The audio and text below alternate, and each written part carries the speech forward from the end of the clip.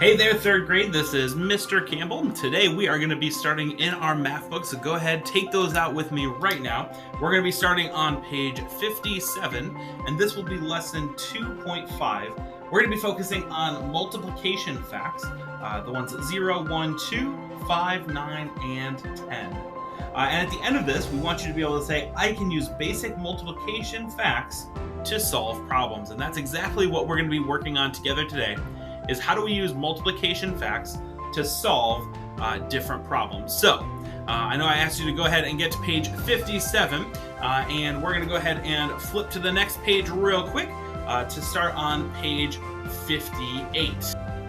All right, on page 58, we're going to go ahead and get started. So make sure you're getting there with me. I'm going to go ahead and zoom in, and we're going to read our problem together here. All right, so I'll zoom in a little bit more. Hopefully you were able to get to page 58. If you have not got there yet, please pause the video and get to page 58. It says, Brendan has archery practice. The target shows the points he gets for hitting a section. How many points did Brendan get from his arrows that hit the black ring? How many points did he get from the red ring? All right. So when we take a look on here, we've got our table right here. And so it says the section of the target. So we've got our different sections here. And then it says the number of arrows. That's how many he hit into that ring. So when I look over at my model, the first question was, how many points did he get from the black ring? And so when I look here, I see the black ring is 2 points. So let's see, find 2 on here. How many arrows hit that number 2? Well, there is 8. All right. Well, when we've got a problem like this, we're going to take a look at box B down here. And it says that we had 8 arrows hit the black ring. And we already know there's 2 points for every one of that black ring. So the bar diagram shows 8 equal groups of 2. There's 2 in every single one because that's how many points they got for each arrow. And then there are 8 different arrows going across because 8 of them hit it. The other way we could write this is 8 arrows times 2 points each. So we can make our bar diagram here by making one long space, cutting it up into those equal parts, and putting the number of each one. All right, so the way that we could do this, we can either multiply, if you are good with your multiplication facts. 8 times 2 is 16. We can also use repeated addition by saying 2 plus 2 is 4, plus 2 is 6, plus 2 is 8, plus 2 is 10, plus 2 is 12, plus 2 is 14, plus 2 is 16. All right, and we have that question mark up on the top of our bar diagram. That is the answer that we're looking for. So 8 times 2 is going to be 16 if we put those all together, which is the same as we've got right down here. So what we would say, how many points did Brendan get from that black ring? Well, Brendan got 16 points from the 8 arrows. He got 16 points because each of those arrows was worth 2. Well, the next question was, how many points did he get from the red ring? All right, the red ring. Well, I see the red ring up here is worth 9 points. So when I come over to my table and I look for the section of the target that's 9, how many times did they hit? Well, they hit 4 times the section that was worth 9, the red section. So box C is going to show us how a different way we can do that. We can say, using our number line here, we can jump the number of arrows that hit. Let me slide it down a little bit so you can see. So 9 arrows hit 4 times. So we're going to jump 4 times. 1, 2, 3, 4. And each of those jumps is going to be worth 9. All right. Overall, we're saying we had 4 arrows that were worth 9 points. So 4 times 9. But we can also do our skip counting of our 9s. So we started at 0 and the first arrow hit, so that was worth 9 points. The next arrow hit, and that was worth 9 more. So 9 plus 9 is 18. And then 9 more from that would be 27. That was 3. And then our fourth arrow that hits gets us to 36. So we could say Brendan got 36 points from the 4 arrows. So when he shot those arrows and hit it, that's what he got. All right. So that's what we're working on today. There's different strategies and skills that we can do when we're working on our multiplication facts. And working on these different multiplication problems. Now, we want you to start to learn those facts so they're a little bit more fluent. But in the meantime, these different methods can also help us as we're solving these different problems. All right, let's go ahead and turn the page to page 58 next. All right, here we are on page 59, and I'm going to be using a whiteboard to show some of those same models that we were doing on the other page. Now, you can grab your whiteboard and write these down with me. If you feel like you can solve some of these on your own, that's awesome, and I love that. But I do want you to be checking. All right, now when you take a look, we've got some different ways of our multiplication problems being written here. All right, the first one is just a normal horizontal one. So we've got our multiplication, our equal sign, and then it's looking for our answer. But then the next two are a little bit different. We start with the answer, equal sign, and then our multiplication problem. No matter if they look either way, we solve them the same way. It's not a problem. And that's going to be one of our properties that tells us we can flip those around. Okay. Now, next up, we've got our vertical. Sorry, I forgot for just a second there. Our vertical, and that's where they're stacked on top of each other. And this is no different either, okay? We just start up on top and multiply going down. So same steps, just a little bit different format. And then number 9 is throwing a total loop. They put some words in here, but you know what? We're smarter than that, right? It says, what is 4 times 9? And that just means 4 times 9 equals what? Now, they just want you to get used to these different types because these are all different ways that you will see multiplication problems. So they just want you to get used to all those different ones. Well, let's go ahead and start with number 3. So number 3 is 5 times 9. Now, I don't know about you, but skip counting by 5 is something that I am pretty good at. I can skip count by 5s, but sometimes I get a little bit lost while I am skip counting. So what I'm going to go ahead and do, and again, if you want to grab your whiteboard and write this down with me, you absolutely can. All right. Now what I'm going to do is I want to make sure I keep track that I'm skip counting by 9 different times by 5s. So I'm going to go ahead and start here. This is going to be my 0. All right. And again, if you've got your whiteboard, you can write this with me. I need to make 9 jumps, and then I'm going to count by 5. So here we go. Let's do 9 jumps first. So we've got 1, 2, 3, 4, 5, 6, 7, 8, 9. And ideally, these would all be equal in length because that would just help me to be able to keep track. I'm doing the best I can, so that's what we've got. Now, I want to know where I ended down here, all right? And the reason I wrote this out like this is now when I count by 5s, I know that I can keep track of it. So here we go. So we've got 5. Say it quietly with me. So we've got 5, 10, 15, 20, 25, 30, 35, 40, 45. So we ended at 45.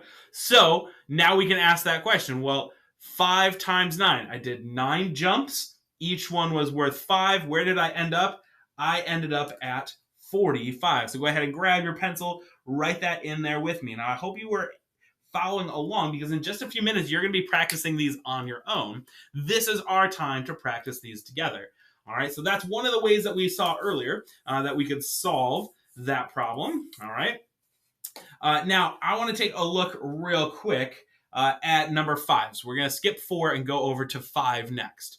All right, and 5 is 0 times 10. Now, if you were paying attention in one of the other lessons we have a 0 property of multiplication. Anytime we times something by 0, I hope you said it with me, it is going to be 0, right? Anytime we multiply something by 0, like this would be like saying if I have 0 bags and there's 10 cards in every single bag, how many cards do I have? Well, I have 0 because I didn't have any bags to put them in, right? So 0 times anything is going to be 0. So let me ask you real fast, and you can say this to yourself. 0 times 10 is going to be what? I hope you said 0 because anything times 0 is going to be 0. Okay? Now, take a look at number 7. I'm just going down here. So number 7 is 1 times 2. All right? 1 times 2. And this is the identity property of multiplication, isn't it? Yeah, the identity property of multiplication tells me anytime I times something by 1, the product, the answer, is going to be the other number. So if I have 1 times 2, my answer is not going to be 1. It's going to be the other number. So what's the other number? It's 2. 1 times 2 is 2. And again, if I use my whiteboard, you don't have to do this one. I'm just going to do it quickly. If I use my whiteboard for this one, all right, And here we go. I've got 0. I'm going to do one jump, and each of my jumps is worth 2. Well, where did I end up? I ended up at 2. That's all it's saying is when I do that one jump, it's going to put me at the same spot as my other answer, right? Or my other factor, I should say. All right. So there's those ones. We're going to do one more together, and that's going to be number 9. All right. Number 9 is 4 times 9. I'm going to slide this up a little bit, and we're going to do our bar diagram real quick. So again, if you've got your whiteboard, take it out with me because we're going to draw this together. I'm going to start off drawing a rectangle. All right.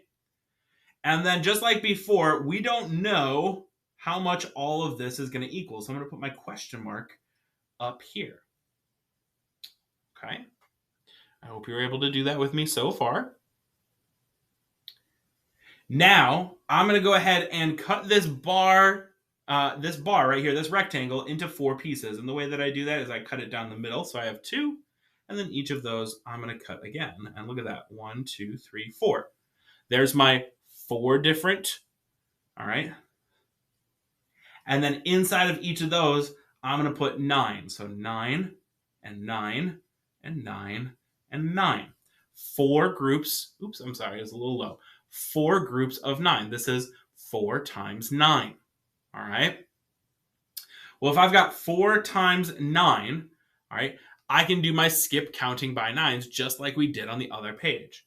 All right. So 9 and then 9 more is going to be 18. And then 9 more is going to be 27.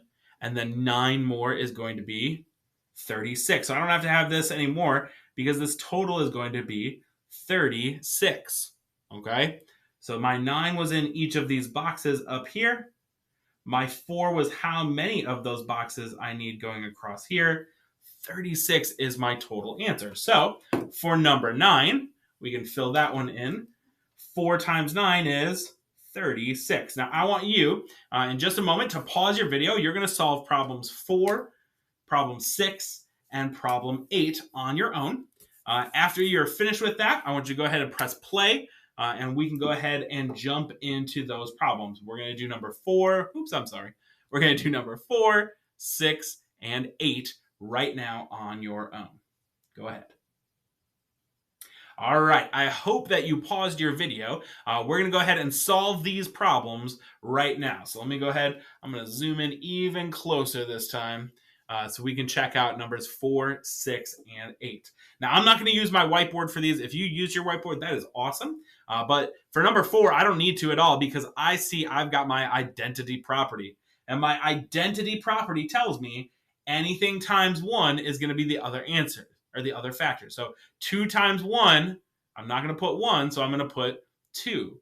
All right, and we looked at that on our number line earlier, and we said if we had our number line, all right, and I start at 0, and I do my 1 hop, all right, and in my 1 hop, where do I end up? If each one is worth 2, well, I'd end up at 2. So 2 times 1 is 2. All right, here's my next one for number 6. I've got 5 times 4. Well, when I've got 5s, that's something that I feel pretty good about. And so I'm going to go ahead and just make 4 quick circles so I can keep track. And each one of these is worth 5. So let's go ahead and go 5, 10, 15, 20. So 5 times 4 is going to equal 20. I'm just skip counting by those 5s. Now, again, if you made a mistake on these, I hope that you're paying attention and making any corrections you might have because that's the only way we're going to get better at our math, right? The only way we get better is if we correct our mistakes. All right, my last one, I'm going to do a bar diagram for this one, 2 times 7. So I've got my bar right here. I'm going to break it into 2 equal parts, and then each of those is going to have 7 inside. All right, so 2 parts, 7 is inside of each one. And so now I can say, all right, well, what is, I could just do 7 plus 7. Well, 7 plus 7 is a doubles fact, and that is 14. And whenever we got to times it by 2, that's a doubles fact. And hopefully in 2nd grade, you guys were working on those doubles facts. And if you haven't yet, then keep on working. But that means 2 times 7 is going to be 14. 14. 14 would be our final answer there. Now, again, I hope this is making sense. Make sure if we've got that 1, it's the identity property. If we've got a 0, it's our 0 property of multiplication, which tells us that our product will be 0. The identity property tells us it will be the answer of the other of our 2. All right?